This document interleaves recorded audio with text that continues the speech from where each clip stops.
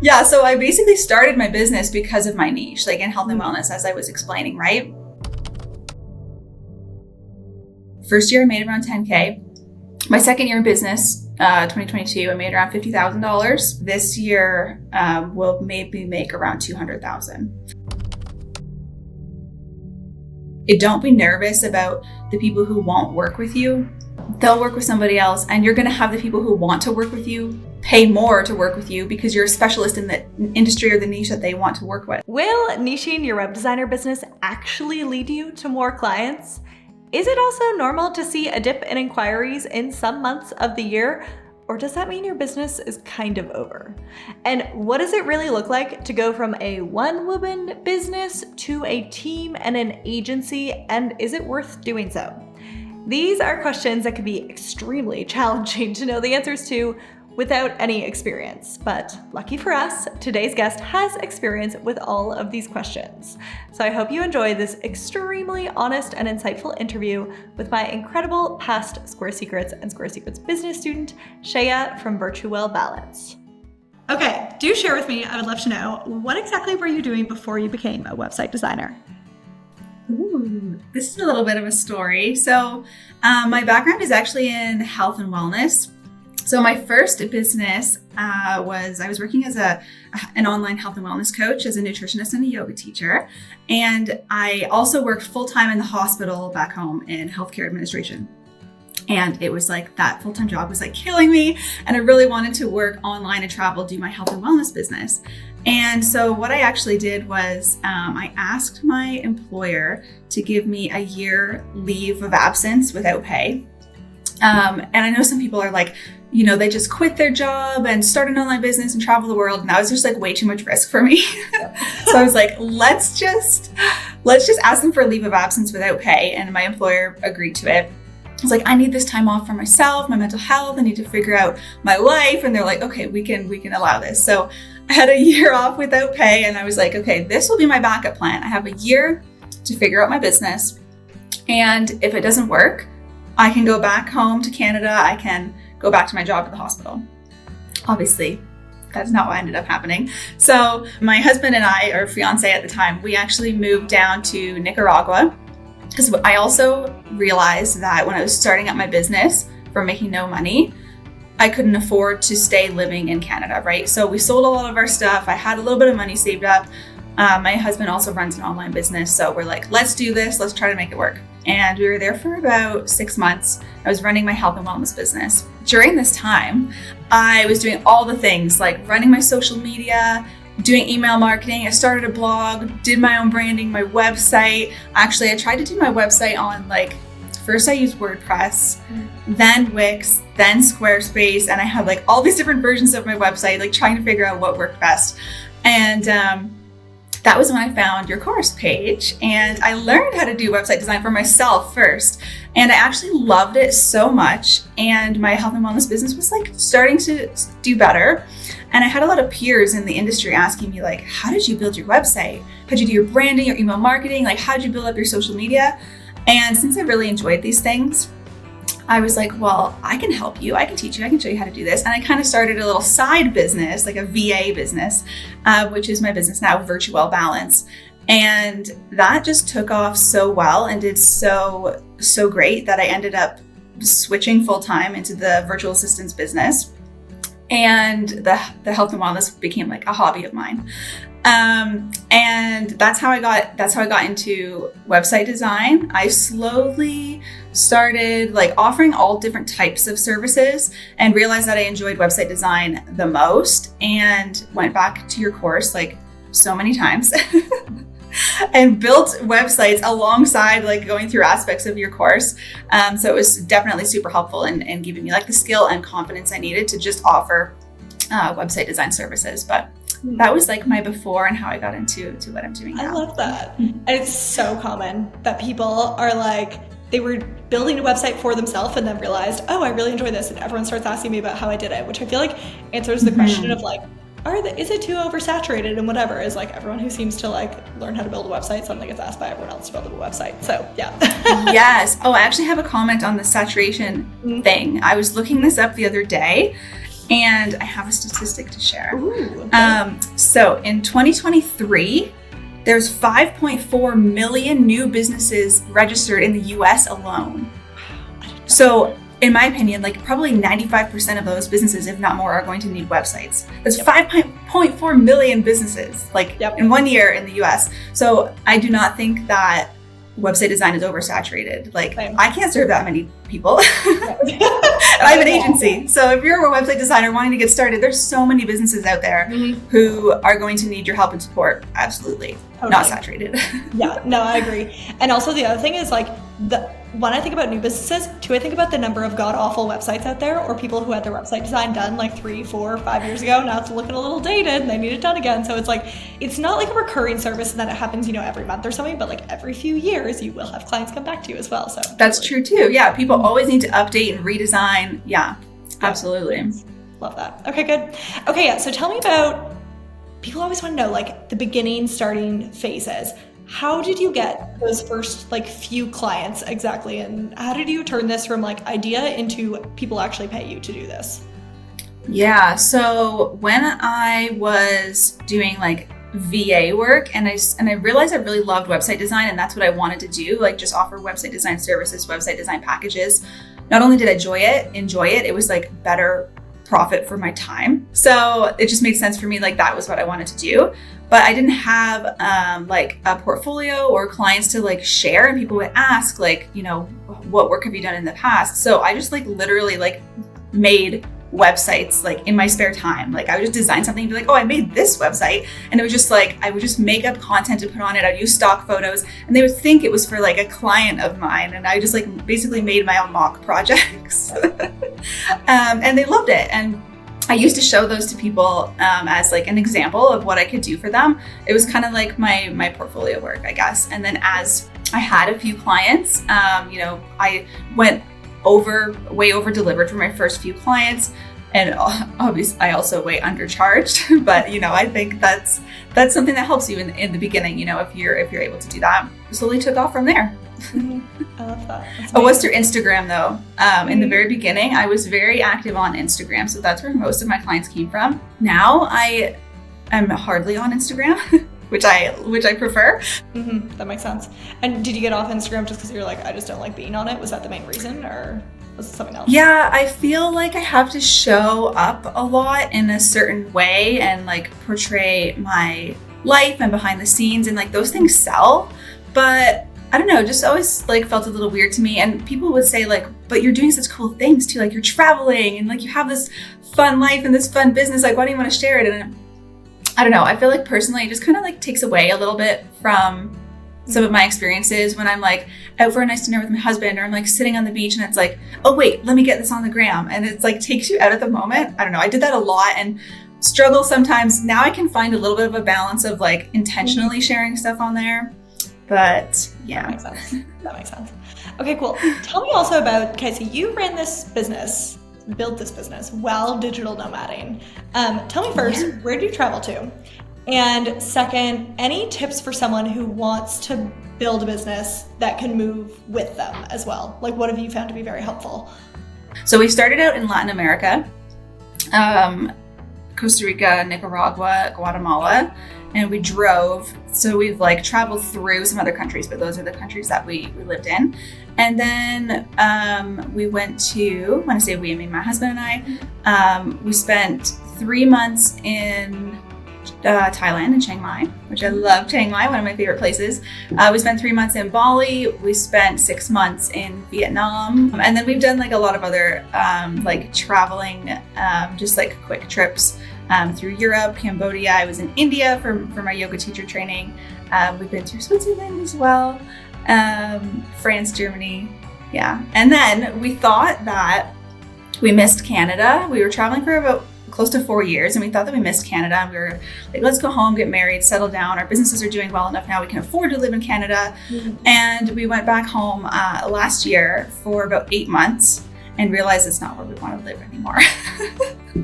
So we made the decision to permanently move down to Guatemala. So that's where we are now in Antigua. I guess as long as you're doing anything like fully remote, Like any kind of virtual assistance work, website design is huge, graphic design, coaching, like anything virtual you can basically take with you as long as you have good systems and processes in place, onboard, offboard, deal with your clients, you have good Wi-Fi, then I think you're set. Yeah, that's good. And do you have to think about time zones or like call bookings or anything? That's a good point too. Make that easier? Or? Mm-hmm. Yeah, when we were in Southeast Asia, it was very difficult working with clients in North America. Most of my clients are Canadian and American. So that was hard. I was taking calls very early and very late. So yeah, that is something to keep in mind definitely when you're traveling and moving around. And also getting locked out of your accounts. Like every time I moved countries, like getting locked out of my clients' like social media accounts, getting locked out of my PayPal, and like it was like super annoying. So now, yeah, we're just like situated in one place in Guatemala, and the time zones here are much better to deal with in North America. So yeah. I'm locked out of my PayPal right now as well, actually. I need to get back into it. I have UK PayPal and I'm in Switzerland now, and I've been on the phone with them like twice last week. Oh, so. PayPal's the worst. I mean, I guess it's like they're trying to protect you, but yeah, it's so they're trying bad. to protect me. They're just too protective. It's fine. He's like, give it a week and like try again and don't use a VPN. I was like, oh, okay, good to know. Thanks. Sorry, I was using a VPN to show that I was in the UK, but they know that. They know that. Mm. Anyways, that was part of the problem. It'll be fine. Okay, amazing. How did you end up finding my courses, and what inspired you to be like, I need something? I'm also curious. You did a collaboration with someone, I think maybe Cassie and Shayah from the Bucket List Bombshells. And I was following them at the time because they were doing like the digital nomad lifestyle. And I was learning from their like work online and travel course, which I don't have anymore, but that was helpful for me at the time. And they were doing something with you, I think, on like a webinar or workshop on Squarespace website design. And I was like, I'm trying to learn Squarespace, like I need this. And then once I found you, I actually was super nervous about the investment because at the time I was not making a lot of money in my business, but I knew it was something that I needed. I just like knew this was going to help me. And this was like my mentality with all the courses I took. I took so many courses in the beginning of starting my business. I was like, oh my God, this investment, is it really going to help me? I think I need it. And I would just like do it. And I learned so much from so many different course creators. And I think courses are very beneficial in the beginning of your business when you can't afford like to work one-to-one with someone or a business coach or a mastermind. Yep. So I think that's how I found your course. And yeah, super helpful. I went through it like so many times, walked me through making so many websites. Yeah. That's so good. I love that. Now, you have switched to Wix, no hate. So tell me about what made you realize like that's the right decision. It's interesting. We've had so many students now, like many do like multiple platforms is also very common. It's like, okay, I do like Wix and Squarespace or Showit and Squarespace. What made you realize like, okay, this is what my clients need? Oh, that's interesting. Yeah. So, and first of all, I was also still designing on Wix at the time when I bought your Squarespace course, and it also helped me with Wix, like designing on Wix. So like a lot of the stuff I was learning from you to do in Squarespace in your course, I'd be like, oh, how can I do this on Wix? And I would like go, and it was a very similar way I could do it on Wix. Yeah. So I actually implemented a lot of the stuff from your Squarespace Secrets course on Wix. We did Squarespace, WordPress, Wix, and Showit are all the platforms we've used. Wow. And at the time, it was always between Wix and Squarespace. And I think now Squarespace has like the fluid engine. I actually haven't used it in a little while. So you have more freedom and flexibility to like place things where you want. But at the time it was like just designing in strips and blocks. And it felt a little limiting without having to code. And so that was just like me being particular because I was like, you can definitely design a beautiful website on Squarespace without having to code. And it keeps you on track when you use those blocks. But from a designer's perspective, when you want a little bit more creativity, I wanted to move outside of these blocks. And that's what I found on Wix, is that it didn't like constrain you in designing in certain ways. But the thing there, like for a designer, you can then maybe have more freedom and flexibility to create what you want without coding on Wix. If you have like design best practices and like a design for eye, you know how to do things. But what I found is like clients who used Wix and did not have a design and like didn't know design best practices could really screw up a website because it doesn't keep you in the blocks. Yep. So for doing a DIY, I think without like any design background, Squarespace is probably better because it doesn't let you like screw it up. Yeah. but for me, I loved using Wix because it had that more freedom and I knew like design best practices. Yeah. But like I mentioned, I think now with Squarespace, you can have that more freedom, right? I just haven't been in there in a little while. Craziness. It's so good. I love it. But yeah. Oh, that's awesome. Yeah. And it's the thing. I mean, like, it's interesting. I created a course on being a Squarespace website designer, and then people from all these different platforms ended up taking it, and I'm like, all right, well, you can come if you want to. I think it's just the best website design course out there, like regardless of platform. Like I've looked for other courses after I've taken your course because I was like obsessed with courses in the beginning of my business, and I like couldn't find one that I wanted to invest in that I felt would be more comprehensive than yours. Like just to be honest, even using it to design on different platforms outside of Squarespace. Yeah. That makes me so happy. Good. Mission accomplished. Okay, I also want to talk about revenue numbers over time because I think this is very interesting for people to realize that like not everyone is an overnight success in 2.5 seconds.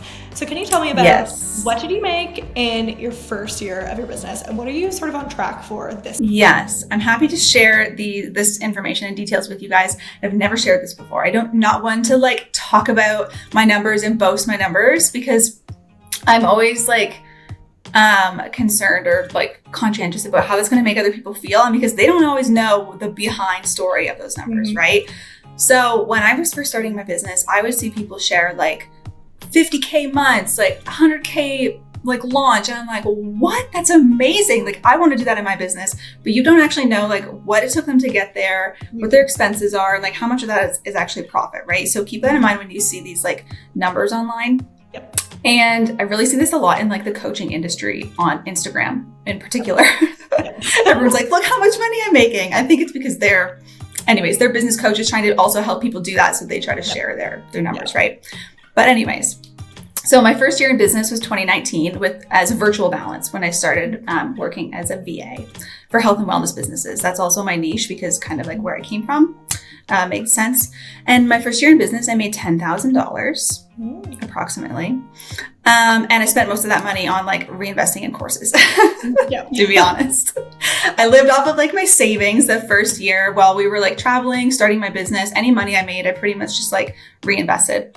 It was maybe around like the 10 months in business or close to the year where I started like structuring my services better, charging a little bit more, knowing what I'm offering. When I started having like better revenue. Was it that point in time where you started switching over to leaving the virtual assistants and doing website design? Or website design later? Yeah. And I also at first wasn't offering like a full website design package. I would like do like a page for someone or like do edits for someone, or they would hire me for like a project to just like update their website. And I was kind of like nervous at the time to like do a whole website on my own, which just comes with time and practice, right? But, and so first year I made around 10K. My second year in business, 2022, I made around $50,000. And it was just still just me and my business, like solopreneur, doing website design, mostly still figuring things out as I went along. And then in 2021, I started hiring. So that was when I brought on my copywriter. That was my first hire. Then in 2022, I hired my brand designer. And I was basically hiring for things that I didn't do or I wasn't good at. Then in 2023, I also brought on an SEO specialist, a virtual assistant, and a website designer. In 2023, the business made around $150,000. And I think this year we'll maybe make around $200,000 as an agency with the team. But also, so something to remember here is like, that's very quite a few years growth, starting to hire a team, right? And now my role in the business is like, I'm not a website designer anymore. I call myself like a director. I basically manage the team, do the sales, the marketing, the finances, the PR. But those are the things that I like and enjoy doing as well. So like there are some people who would never want to grow a team because they don't like to manage people. They love the client work. Maybe you are like a multifaceted creative and you can do copywriting and branding and website design and you just want to be a solopreneur, then that's fine. You can actually have a lot more profit that way. So now like when the business makes $150,000 to $200,000 a year, my profit is still probably about $50,000 or $60,000 a year. I have a lot of expenses with my team, but which is fine. Like I'm still doing the work that I enjoy. And I'm working less hours. So in 2020, my second year of business as a website designer, solopreneur, I was making around 50 grand. Now I have like a way bigger business and a team and more revenue, and I'm still making the same amount of money, but I'm working less hours. Love that. So yeah, like those are just things that people don't really think of. And if you want to grow a team, but you don't want to like manage a team, or you want to have a big business like or an agency, do you still want to be the website designer in your business? Like those are things I think you need to think about when you grow as well. I think that's so true. I'm glad you give all that context because it's absolutely true. It's like on Instagram, like blah, here's my monthly. Yeah. It's like, yeah, okay, you're not really sharing the whole picture there. That's one thing. I think it's also so true what you say is like for me running an agency, I was just like, ooh, not my thing. Like, yeah, that's totally fair. Yeah. I have so much respect for people who do, and that if you are good at that skill and that's like what also brings you joy, that's amazing. And also, yeah, if you can be like, sweet, I'm gonna like direct this situation and I can work significantly less hours because I'm just organizing the people who are actually doing the implementation. That's so good. Yeah. And the nice thing for me with a team, I'm sure there's ways around this too if you're still a solopreneur, but we want to start a family soon. And so without me, like we can still run the business, have clients coming in and out and have client work done and be profiting without me having to do the client work, right? Because I have a team in place for that. So this is something I'm trying to work on this year as well, is like really get the business in a place to be stable, consistent, and like be able to run a little bit more without me. Yeah. I love that. For baby planning. Baby planning, such a fun topic. Okay, good. I feel like in my mind, there's a Venn diagram of like a business. So it's like the offering, the ideal client, and the marketing strategy. Can you tell me like, how do you make sure, like who is your ideal client? What is your niche? And then how are you making sure that you're getting in front of like those exact people? Yeah, so I had a little bit of a journey with niching. As we all do, to be honest. Yeah, so I basically started my business because of my niche, like in health and wellness, as I was explaining, right? And as I grew, I had some people kind of reaching out to me being like, oh, like you design for health and wellness, but like I have like a vacuum cleaning company. Can you still design me a website? I'm like, of course I can. Yeah, I can make you a beautiful website. And I had like random people reaching out who were like in totally different fields. And it made me think like, oh geez, like there's probably a lot of people who aren't inquiring to work with me because of like my niche is health and wellness. So I went through this huge process. When was this? In like 2022. And I unniched. I changed around all of my content, my entire website, my copy, everything, like all my social media, everything was changed to be just like general, like service-based businesses, website design, branding, marketing for service-based businesses, basically is what we started doing. It was so hard to create content because I had no idea who I was talking to and who I was targeting. I felt like so messy and sloppy. Like it was so much harder to sell my services and talk about my services. And we had a big drop in revenue that year. As Rute is saying, I have like this roller coaster of ups and downs in revenue in my business. But during a time where we were typically busy, it was very slow. And this was just after I did the unniche. And I was like, oh my God, what do I do now? I have to like re-niche. And so that's what I did. I was like, hey, I'm going to go back into health and wellness. And now we even like re-niched a little bit more. And we do clinics, like therapy clinics, chiropractic clinics, things like that.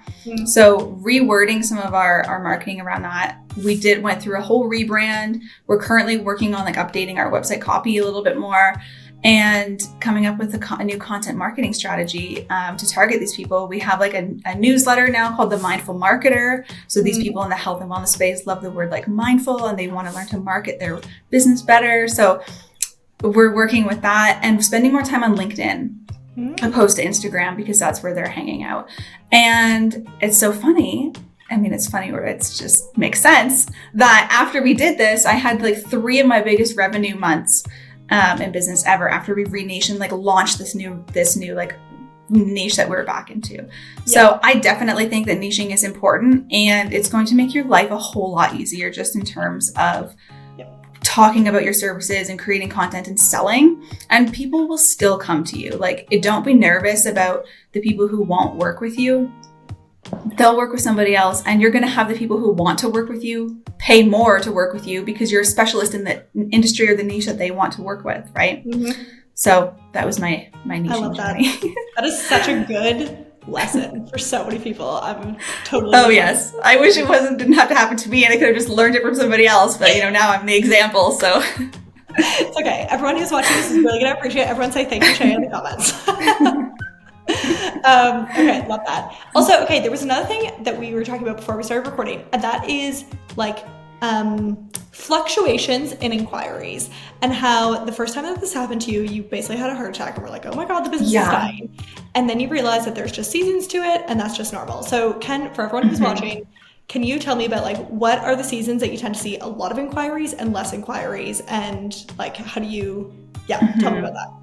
Yes, especially for website design in particular, I think the summer months really slow down. Like, we start to slow down in May, June, July, even August. August sometimes we start to pick up because people are like starting to plan for the fall. December gets super busy, which I find, I think is weird because it's like Christmas and the holidays. So I think people would be taking time off, but I think it's the end of the year and they're like, oh, we have this budget that we need to spend or something like that. Or it's like end of the year goals. They're like, oh, we wanted to do this website or rebrand, and now it's the end of the year, we haven't done it yet, or some kind of that mentality, I think. And so December picks up. And then January, February, March is also very busy because it's the new year, new goals, new budget, new like rebrand website. They're like, businesses are thinking about these things, they all like set their New Year's goals. So busy time, I would say November, December, January, February, March for us is the busiest. And then April, May is still okay, starts to slow down for summer. Summer's fairly slow. And then like August, September kind of starts to pick up again. But you don't know this until you're in business for a few years and you can look back and see year over year. So don't freak out like I did. Just know it's probably a trend. Like, ask around other website designers. I mean, especially like we need some kind of a community where we can talk openly about this stuff, and people won't be like embarrassed to say like, oh, my business is slow right now, because then someone else can be like, oh, mine is slow too, and then we can be like, oh, it's a trend in the industry. Sometimes people don't like to say when their business is slow, but I think those are important conversations to have with fellow entrepreneurs. Definitely. Yeah, I think it's so true. And so I think I've talked to a few different website designers about this and this whole like summer slow period, and especially if your ideal clients are women who have children. They are absolutely so busy looking after their kids in the summer and like not having consistent childcare. So it sometimes depends, one, on your industry. Also, if you're serving photographers, for example, it's definitely slow in summer because they are just shooting weddings. And so it's like, it is impacted by a few things. That makes sense. And the degree to which it's impacted depends a little bit also on your ideal client. But that's also the good thing about that is if like, once you know this, you don't need to have a heart attack about it, and you can be like, sweet, I'm going to go take summer off. You take vacation. Yeah, exactly. So like, plan your vacation for the time of your business that's going to be slow anyways, which is probably also the time that you want to take vacation in.